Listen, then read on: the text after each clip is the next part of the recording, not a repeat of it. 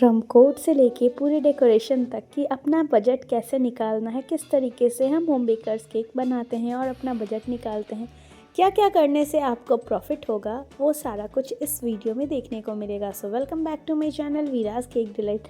तो शुरू करते हैं। यहाँ पे एक कटोरी मैंने पानी लिया है।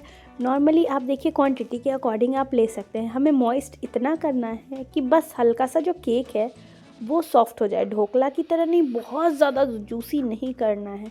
क्योंकि अगर हम लोग इसको ज़्यादा जूसी बनाएंगे, ज़्यादा गीला कर देंगे ना, तो केक का जो प्रेशर के चलते केक की हाइट पहले तो कम हो जाएगी। दूसरा कि जब केक कट कीजिएगा तो वो अंदर से पानी के जैसा निकलेगा। तीसरा नेगेटिव पॉइंट ये है कि केक जो है जब आप क्रीम डालिएगा तो वो प्रेशर से ऊपर ऊपर जैसे लेयर्स आएगा तो वो पानी छोड़ने लगेगा केक, तो क्रीम भी है वो मेल्ट हो जाएगा, जिससे कि लेयर्स और क्रीम की स्टिफनेस परफेक्ट नहीं आएगी।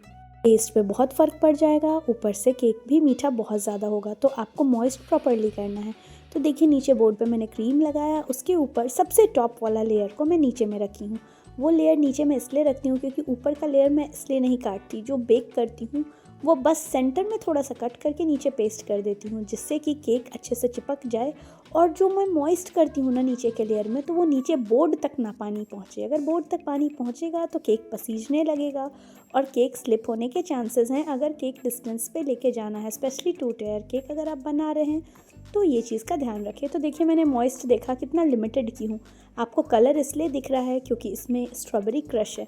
तो यहाँ मैं फ्लेवर ऐड कर रही हूँ स्ट्रॉबेरी का। वैनिला स्पॉन्ज केक बनाई हूँ। फ्लेवर बेस में देने के लिए मैं क्रश का यूज़ की हूँ मॉइस्ट करने के लिए, उससे फ्लेवर आपको प्रॉपर आ जाएगा। और क्रीम जो लगा रही हूँ, क्रीम के ऊपर भी क्रश डाल दे रही हूँ। अब देखिए, अब यहाँ पे जैसे बहुत सारे बेकर्स होते हैं जो कि फ्रेश स्ट्रॉबेरी के क्रश बना के डालते हैं, फ्रेश स्ट्रॉबेरी। तो आप देखिए जैसे एरिया में मैं रहती हूँ, सब अपने अकॉर्डिंग कर सकते हैं। मैं ये नहीं कहती कोई होम बेकर ज़्यादा कर रहा है कम कर रहा है, पर क्या है ना कि बहुत सारे वीडियोस में मैं देखती हूँ, या फिर फॉरेनर्स वीडियोस जितने भी आते हैं उनमें देखती हूँ, वो भर भर के स्ट्रॉबेरी फिलिंग डालते हैं। ठीक है, तो स्ट्रॉबेरी फिलिंग आप लेने जाइए, पाइनएप्पल का लेने जाइए, चेरी का, कोई भी, तो वो आपको 350 से 400 रुपये मिलता है। और वो इतना कम रहता है क्वांटिटी में कि आपको एक केक में ही मुझे लगता है 50 रुपये का पड़ जाएगा। तो हम लोग उतना ज़्यादा नहीं कर सकते क्योंकि हम लोग छोटे छोटे होम बेकर्स हैं। बहुत सारे ऐसे मेरे बेकर फ्रेंड हैं जो कि छोटे छोटे बिज़नेस हम लोग घर से करते हैं।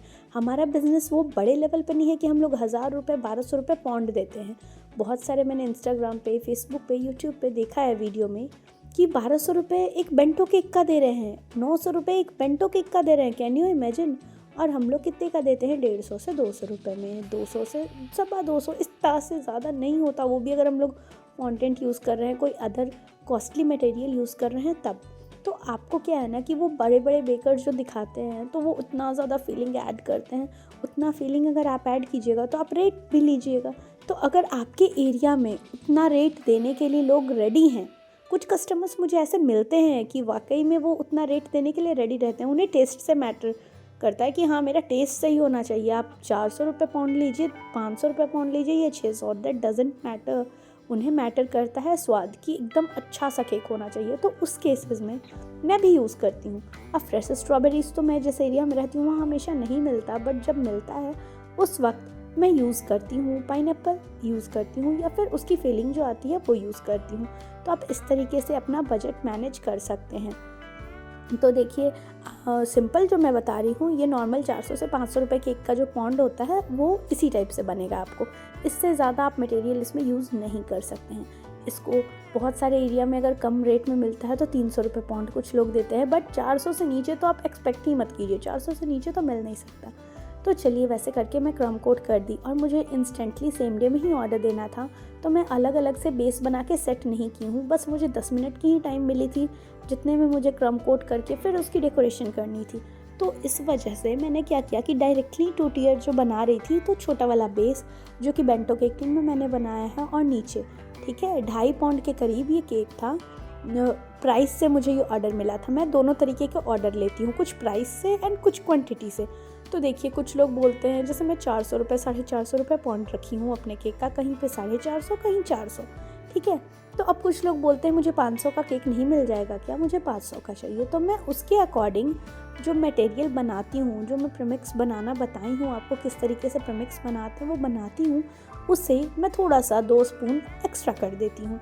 आप मेज़रमेंट से भी एक्स्ट्रा कर सकते हैं। तो इसी तरीके से करके मैं 500, 600, अब कुछ लोगों को चाहिए 1.5 पाउंड, तो चलो 600 में तो हो जाएगा। कुछ कहते हैं मुझे 650 का ही बना दीजिए, कुछ कहते हैं मुझे 700 का बना दीजिए। बहुत सारे डिफरेंट कस्टमर होते हैं जिन्हें हमें हैंडल करना होता है। तो देखिए इसी तरीके से आप कर सकते हो। तो यहाँ पे मैं फॉन्डेंट का यूज़ कर रही हूँ। तो फॉन्डेंट को मैंने अच्छे से कलर मिलाया है। इसमें वॉयलेट कलर एंड थोड़ा सा रॉयल ब्लू कलर ऐड किया हूँ, तो ये वाला कलर बन गया है। आप डायरेक्टली वॉयलेट कलर भी ऐड कीजिएगा तो इस टाइप का शेड बन जाएगा। ये डिफरेंट थोड़ा, जैसा मैंने कलर देखा था कि पिक में जो कस्टमर ने मुझे दिया था उसमें यही कलर था, इसलिए मैं ये कलर बनाई हूँ। जब मैं पर्पल डाली तो पर्पल से एग्जैक्टली वो कलर नहीं आया था, तो मैं थोड़ा सा ब्लू टच देने के लिए रॉयल ब्लू कलर ऐड की थी, तो ये परफेक्टली मेरा कलर आ गया। यहाँ पे फॉन्डेंट को मैं पानी की हेल्प से पेस्ट कर रही हूँ। आप नेचुरल ग्लू बना सकते हैं। फॉन्डेंट को थोड़ा सा पानी में लेकर के अच्छे से मिला लीजिए, बहुत थोड़ा सा पानी से। वो जो आपको बन के रेडी होगा मटेरियल, वो आपको नेचुरली फॉन्डेंट ग्लू का काम करेगा, जो कि एडिबल ग्लू होता है। वो आप काम कर सकते हैं इंस्टेंटली यूज़ करने के लिए। तो देखिए यहाँ नॉर्मली मैं पानी से कर रही हूँ क्योंकि मुझे प्लास्टिक पे पेस्ट करना था। तो जैसा कि डॉल के हेयर्स थे येलो येलो, मैंने लंबे लंबे स्ट्रिप काट करके इस तरीके से चोटी बना ली, ड्रेस बना ली। आप सारा कुछ वीडियो में देख रहे हैं कि मैंने किस तरीके से किया। ना ही अलग सा कोई मटेरियल रखी हूँ, ना ही कोई टूल्स है जिससे मैं ये कर रही हूँ। तो सिंपली आप भी कर सकते हैं।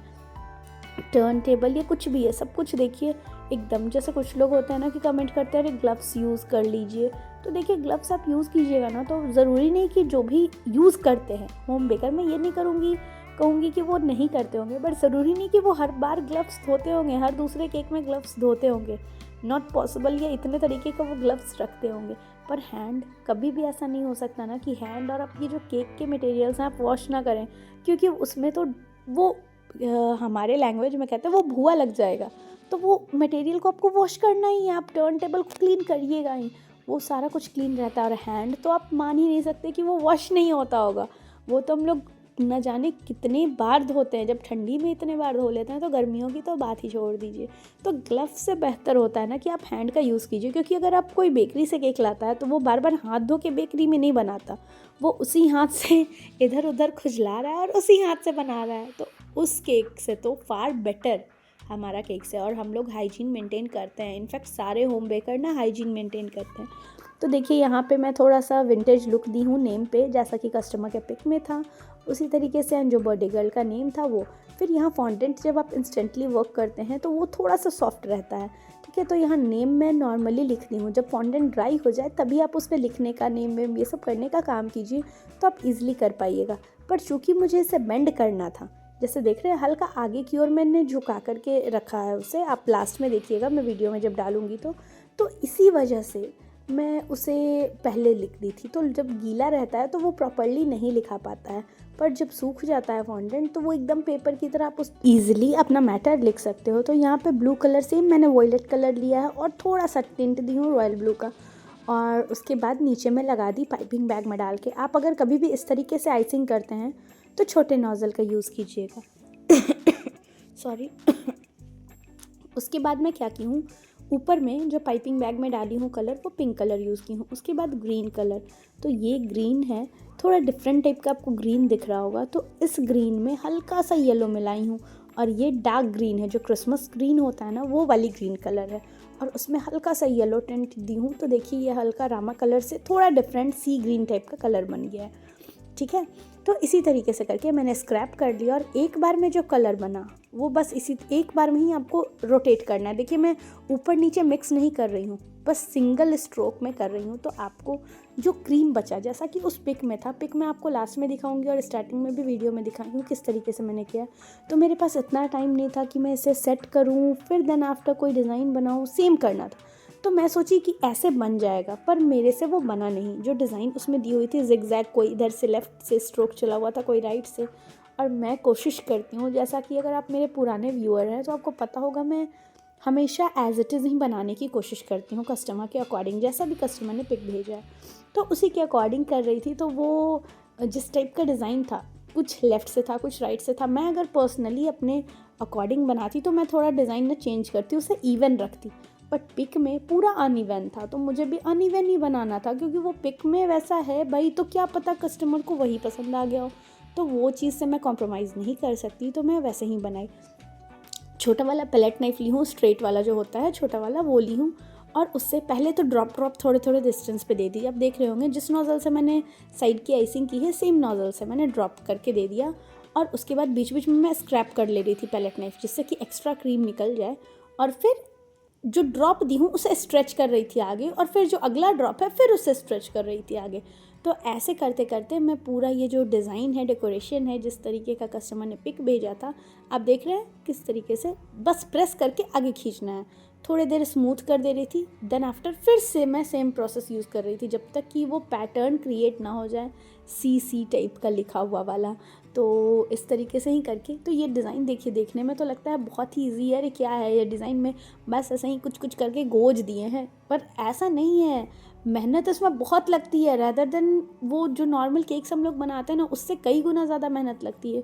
तो हमें मेहनत के पैसे तो बजट नहीं हो पाते हैं हम छोटे छोटे होम बेकर्स को, पर हाँ हम लोग चाहते हैं कि जो हमारा मटेरियल कॉस्ट हुआ वो तो एटलीस्ट निकल जाए। हमने फॉन्डेंट यूज़ किया, डिफरेंट कलर्स यूज़ किए, और हम लोग अच्छे ब्रांड के होम बेकर्स ना अच्छे ब्रांड के कलर्स यूज़ करते हैं जो कि कॉस्टली होते हैं। पाउडर कलर से बहुत ही कॉस्टली होते हैं। पाउडर कलर तो आपको 10 रुपये 20 रुपये में इतने सारे मिल जाएंगे कि मत पूछिए, और ये सारे कलर्स एक पैकेट 80 रुपये 100 रुपये का एकदम छोटा सा आता है।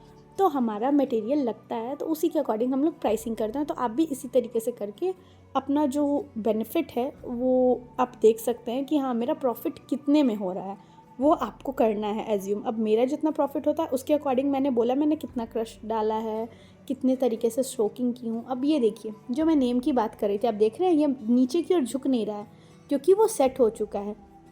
मोर देन मुझे लगता है 15 to 20 मिनट्स जब तक मैं सारे क्रीम वगैरह बनाई उतनी देर में ही वो सेट हो गया। वो हवा में रहता है तो ऑटोमेटिक सेट हो जाता है फॉन्डेंट थोड़ी देर में। तो नीचे में मैं थोड़ा सा क्रीम डाल करके उसे पेस्ट कर दी, क्योंकि मेल्ट भी होगा तो वह सेंटर से होगा, और क्रीम से वहाँ से मेल्ट भी उतना ज़्यादा होगा, तब तक तो केक कट जाएगी। इतना जल्दी फॉन्डेंट मेल्ट नहीं होता। बस ये मैं फाइनल टच दे रही हूँ, इसके बाद मैं फ्रिज में नहीं रखूँगी। अगर आप फॉन्डेंट से डेकोरेट करके फ्रिज में डायरेक्टली रख देते हो बिना उसे कवर किए तो वो सीधे वाटर छोड़ देगा और जो डेकोरेशन है आपका मेसी हो जाएगा। तो आप इस बात का ध्यान रखिए कि आप फ्रिज में नहीं रखिए। फाइनल डेकोरेशन जब करना है फॉन्डेंट के लगाने हैं आपको, तो वो आप पूरा केक को सेट कर दीजिए, देन आफ्टर आप ये सारे टॉपर्स लगा दीजिए। तो जैसा कि पिक में बटरफ्लाइज थे मैंने बटरफ्लाई लगा दिए, साथ ही पर्ल जो थे वो पर्ल लगा दिए। जिस तरीके का पेस्टल शेड का बटरफ्लाई था, एक वाइट में था, कुछ पर्पल में था, उस तरीके का सेम मैंने किया है। और जो डॉल मैंने बनाई थी फॉन्डेंट की वो भी लगा दी। तो देखिए कस्टमर के अकॉर्डिंग हमारा केक बिल्कुल ही रेडी है जैसा कि कस्टमर ने पिक भेजा था। तो देखिए एग्जैक्टली तो अब मैं भी जो इस केक का फ़ोटो लूँगी ना तो वो थोड़ा सा वेरी करेगा in comparison to that pic की जो हमारे पास रेफरेंस पिक आया है। तो आप ना थोड़ा बहुत 19-20 तो रहेगी, पर आप एग्जैक्टली सेम बनाने की कोशिश कीजिए। मैं यही सजेस्ट करूँगी, तभी आपका जो केक है ना वो लोगों तक पहुँचेगा। अरे मैंने ये दिया था तो एग्जैक्टली उन्होंने यही बनाया। अब देखिए ये पिक का मैं कंट्रास्ट बढ़ा दूँ या कुछ ब्राइटनेस थोड़ा बढ़ा दूँ तो सेम एग्जैक्टली कलर बन जाएगा। सो हियर वी गो, और हमारा केक रेडी है। कस्टमर के अकॉर्डिंग कैसा लगा आपको मुझे कमेंट करके ज़रूर बताइएगा।